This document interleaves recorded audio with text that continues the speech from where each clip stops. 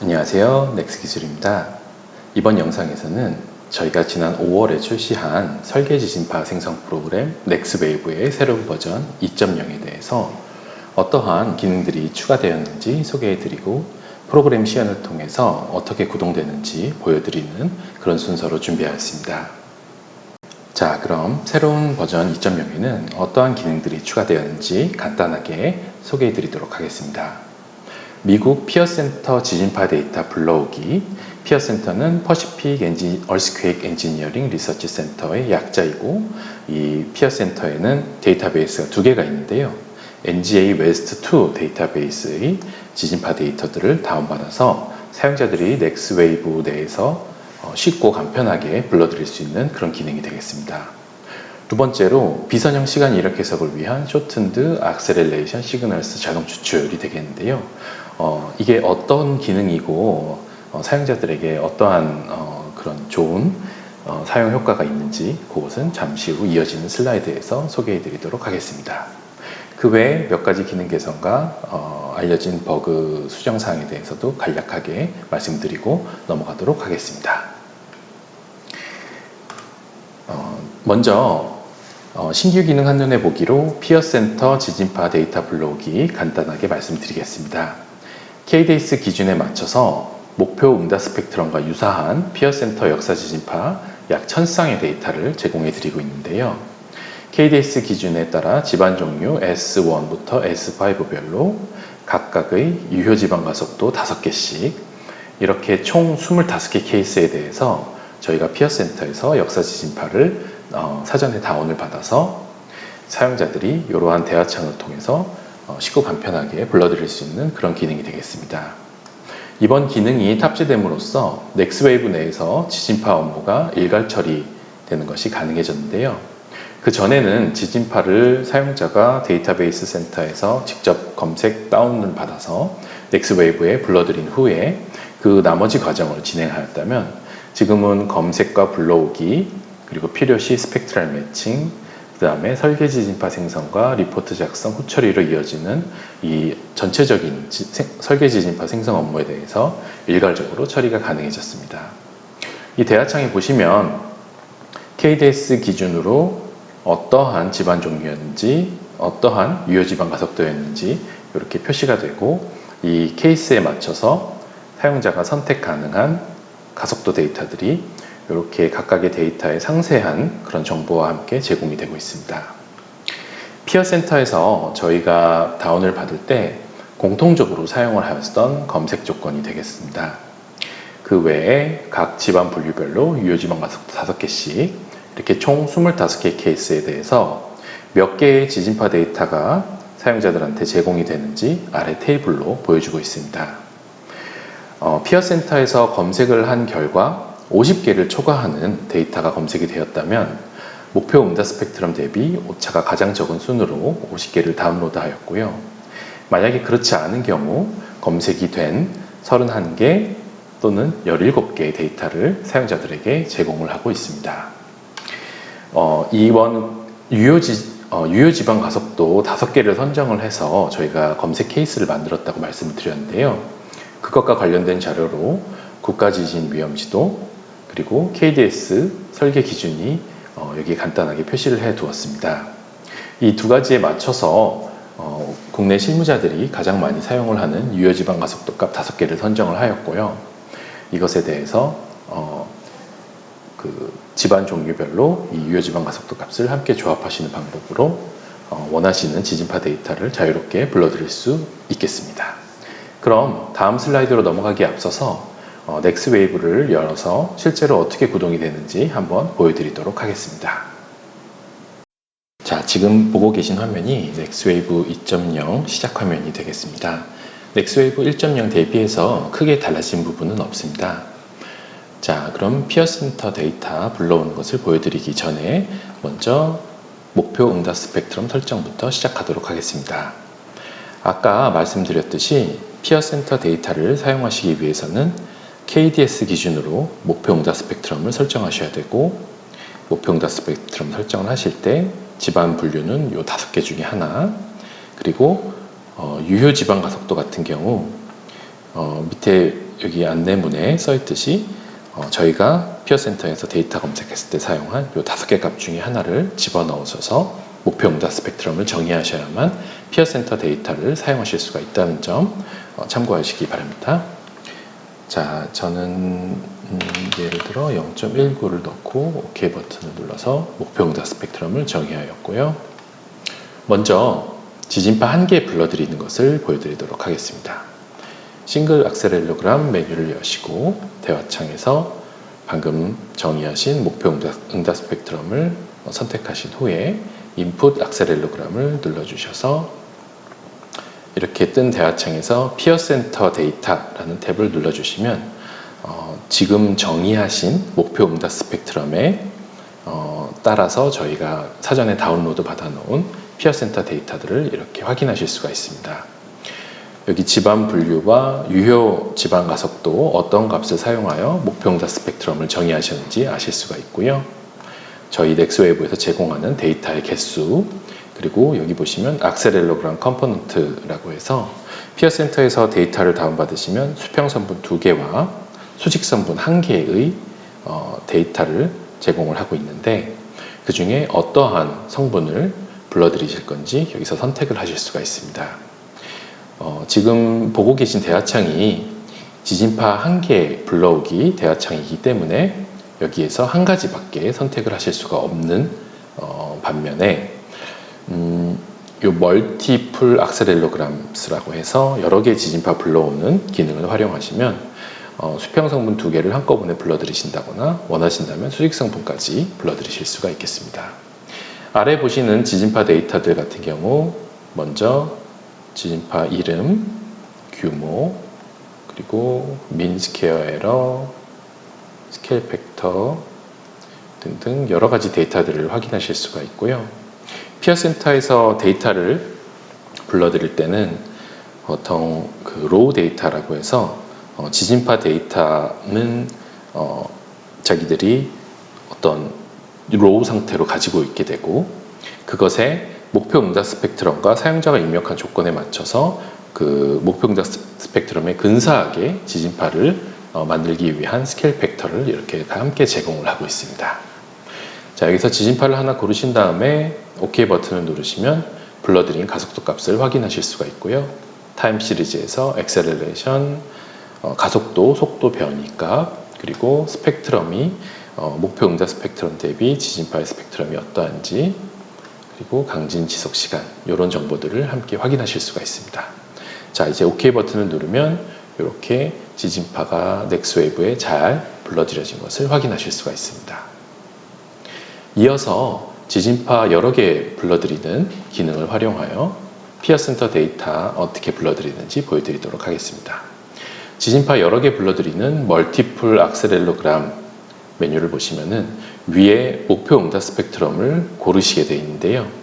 여기에서 아까 말씀드렸듯이 저희가 지반 분류 KDS 기준에 따라서 5개, 그리고 유효 지반 가속도 저희가 5개 주로 사용하는 값들을 활용해서 그 25개의 케이스를 만들었다고 말씀을 드렸는데요.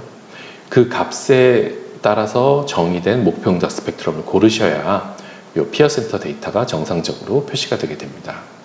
마찬가지로 목표 응답 스펙트럼 정의하실 때 어떤 지반 분류 그리고 어떤 유효 지반 가속도 사용하셨는지 여기 아실 수가 있고 저희 넥스웨이브에서 제공하는 데이터 개수를 확인하실 수가 있고요. 좀 전에 지진파 1개 불러드리는 메뉴와 차이가 있는 점이 바로 여기 컴포넌트를 자유롭게 고르실 수 있다는 점입니다. 수평성분 2개와 수직성분 1개 중에 원하시는 컴포넌트를 이렇게 체크해 주시고 지진파가 이렇게 50개가 여기 테이블에 보여지는데요. 여기서 원하시는 지진파를 이렇게 체크박스에서 표시를 하신 다음에 불러드리기 버튼 OK를 누르시면은 지진파 부르기가 완성이 되게 됩니다. 예를 들어서 지진파 3개를 고르신 다음에 수평성분 2개를 한꺼번에 불러드리시겠다 하시고 이제 OK 버튼 누르시면 되는데요. 참고로 여기 Add and Perform Spectral Matching 기능을 체크해 주시면은 지진파를 불러드리시면서 스펙트럴 매칭도 함께 수행하는 그런 기능이 되겠습니다. 자, 이제 OK 버튼을 누르면 지진파, 선택하신 지진파 3개에 대해서 각각의 수평선분 2개씩 총 6개 지진파 데이터를 불러드리게 되겠습니다. 자, 불러드리는 과정이 완성이 되었고 여기에 지진파 6개가 잘 불러들여진 것을 확인하실 수가 있습니다. 더블 클릭을 하셔서 이 지진파 데이터 가속도 값을 확인하시고 가속도 속도 변이 값과 목표 응답 스펙트럼 대비 지진파의 스펙트럼이 어떻게 그려지는지 강진 지속 시간 이런 정보들을 확인하실 수가 있습니다.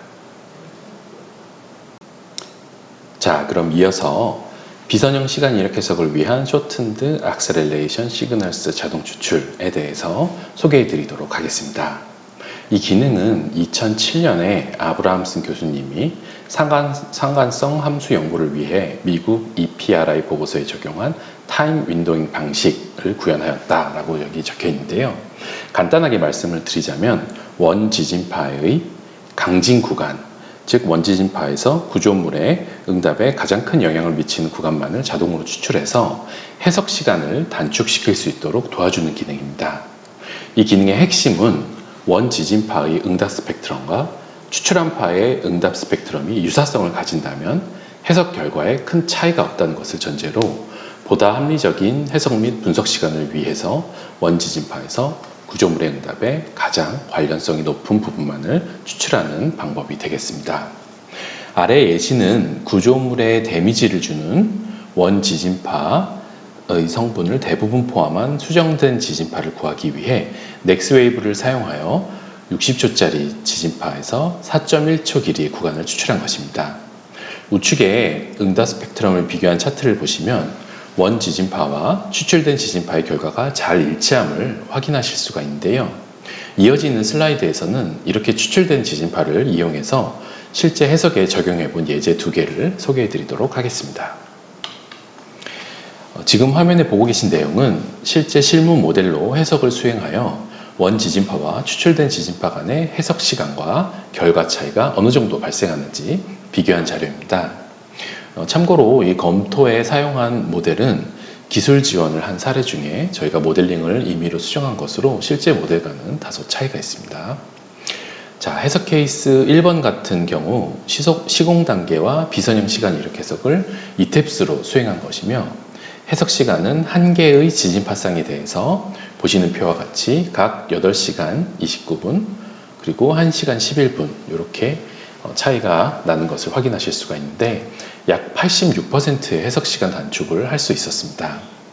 결과값의 비교 대상은 변이, 드리프트, 스토리 쉬어, 그리고 오버튜닝 모멘트가 되겠는데요. 제가 이렇게 그림이 좀 작아서 조금 확대를 시켜놨는데 추출된 지진파 그리고 원본 지진파의 결과값이 잘 일치하는 것을 확인하실 수가 있습니다. 해석 케이스 2번의 경우는 퍼폼3D로 해석을 수행한 것으로 해석 시간은 한 개의 지진파쌍에 대해서 보시는 표와 같이 각 1시간 34분 그리고 15분이며 약 84%의 시간이 단축된 것을 확인하실 수 있습니다. 결과의 비교는 벽체 죽방향 변형률 드리프트인데요. 수치가 작아서 일부 결과 차이를 보실 수 있지만 실제 절대값의 크기는 거의 유사함을 확인하실 수 있으며 짧은 해석 시간임에도 원 지진파 결과와 잘 일치함을 알 수 있습니다. 비선형 시간 이력 해석으로 성능 기반 내진 해석 수행 시 지진파들을 조합하여 설계 지진파를 만들고 해석을 돌리는 과정에서 해석 시간이 너무 길어질 수 있는데요. 저희가 제공하는 이 방법을 활용하시면 해석 시간을 합리적인 수준으로 줄여서 실제 업무가 좀 더 효율적인 수준에서 수행 가능하게끔 지진파를 가공, 편집하여 주는 것입니다. 이런 방법으로 내진 해석을 수행하는 것은 유럽에서 비선형 시간 이력 해석 시 일반적으로 통용되는 것이며 이태리, 그리스 등 지진이 많이 나는 나라에서도 자주 보실 수가 있는데요. 한 예로 네덜란드 정부에서 발주한 프로젝트에서도 이 방법을 사용하는 것이 허용이 돼서 로얄 하우스코닝 등과 같은 대형 회사들도 많이 취하는 방식입니다. 물론 아직까지 우리나라에서는 이런 방법을 사용하도록 한 지침이나 사례는 없지만 사전 해석에 이용하시는 것만으로도 충분히 업무에 큰 도움이 될 것으로 기대됩니다. 실제 비선형 시간 이력 해석 시 실무자들이 가장 많이 겪는 애로사항이 너무 긴 해석 시간과 해석 도중 발생하는 수렴 문제, 그리고 이후 결과에 대한 정리 시간일 것입니다. 총 28쌍의 지진파를 해석할 때 해석 시간이 너무 길 수 있고, 또 해석 중간이나 막바지에 수렴이 되지 않을 경우 이미 많은 공기가 소요되었음에도 재해석을 다시 해야 하는 등 너무 많은 시간과 노력이 필요하기 때문입니다. 하지만 본 제한 방법을 사용하실 경우 수렴성 확보를 위해 충분한 사전 해석이 가능하며, 또한 원지진파의 결과를 충분히 예측할 수 있기 때문에 수렴에 대한 문제를 사전에 미리 검토할 수 있다는 장점이 있습니다. 그리고 이후 원지진파로 실제 결과 제출에 사용할 해석을 진행하시는 동안 사전 검토 결과를 이용하여 결과를 미리 정리하실 수가 있고, 그 외 다른 후속 작업도 진행하실 수 있습니다. 최종적으로 원지진파의 결과가 구해지면 큰 변동 없이 구해진 최종 결과로 보고서를 한 번만 수정하시면 되기 때문에 전체적인 업무 효율성 향상에 큰 도움이 될 것으로 기대됩니다. 보고 계신 화면은 방금 설명드렸던 아브라함슨 교수님의 2007년 보고서입니다. 구글 등에서 이 제목으로 쉽게 검색이 가능하시며 필요시 PDF 파일을 다운로드 받아서 내용을 확인하실 수 있습니다. 본 보고서에 수록된 이 타임 윈도잉 방법에 대한 이론적인 내용에 대해서는 저희가 별도의 영상을 준비하였는데요. 본 영상의 설명글 또는 댓글에 그 링크 안내를 해드리도록 하겠습니다. 특히 저희 프로그램에서 기본값으로 설정해둔 파라미터가 아닌 수정된 값을 활용하셔야 하는 경우 반드시 이런 영상을 시청하신 후 해당 기능을 수정하여 사용하시기를 추천드립니다. 자, 그럼 아브라함슨 교수님의 그 새로운 기능 시연은 이 마지막 슬라이드까지 설명을 드리고 함께 보여드리도록 하겠습니다. 자, 마지막으로 그 외 기능 개선 사항인데요. 아브라함슨 교수님의 그 강진 구간 추출 방법, 그리고 기존에 저희가 있던 방법에 대해서 기능 개선이 되었습니다. 어드저스트 악셀렐로그램 이 기능에서 Extracting Time Section이라고 지진파의 특정 구간을 추출하는 그런 기능이 있는데요. 여기에 아브라함슨 교수님의 타임 윈도잉 방법, 방금 설명드린 그 방법과 함께 기존에 있던 유저 디파인드 방법이 있습니다. 이 유저 디파인드 방법을 사용하실 때 추출된 지진파를 별도로 표시하는 기능을 추가하고 원 지진파와 추출된 지진파의 응답 스펙트럼 비교하는 기능을 추가하였습니다. 그리고 스펙트럴 매칭 기능에서 매칭을 수행하는 그런 상태 대화창에서 매칭을 수행할 원본 지진파 데이터에 혹시 이상이 있는 경우 그를 바로 확인할 수 있도록 이상 여부 표시하는 그런 기능이 추가되었습니다. 그리고 알려진 버그들이 몇 가지 있어서 수정을 하였는데요. 1.0 버전에서 이제 사용자가 설계 지진파를 생성하고 그 지진파를 가져다가 사용을 하실 때 그 데이터상에 문제가 있었던 버그는 아니고요. 결과 메시지 출력 오류라던가 아니면은 뭔가 변경이 있었을 때 상태창에 반영이 되지 않는다던가 하는 그런 단순한 오류들이 있어서 그런 것들을 수정을 해서 2.0 버전에 함께 포함을 하였습니다. 자, 그러면 앞서 설명드린 아브라함슨 교수님의 타임 윈도잉 방법으로 강진 구간 추출하는 것, 그리고 유저 디파인 방법으로 특정 구간을 추출함에 있어서 기능 개선된 부분들 시연으로 한번 보여드리겠습니다. 자, 지금 보시는 화면에서 어드저스트 악셀렐로그램 설계 지진파 생성까지 쭉 마치신 후에 후처리 기능입니다. 어드저스트 악셀렐로그램을 클릭하시고 메뉴가 두 가지가 있는데요. 하나는 특정 구간을 추출하는 기능이고 다른 하나는 타임 스텝을 조정하는 기능입니다. 이 특정 구간을 추출하는 기능에서 익스트랙션 메소드에 보시면은 기본값으로 유저 디파인이 있고요. 먼저 아브라함슨 교수님의 방법에 따른 타임 윈도잉 방법으로 강진 구간 추출하는 것을 보여드리겠습니다.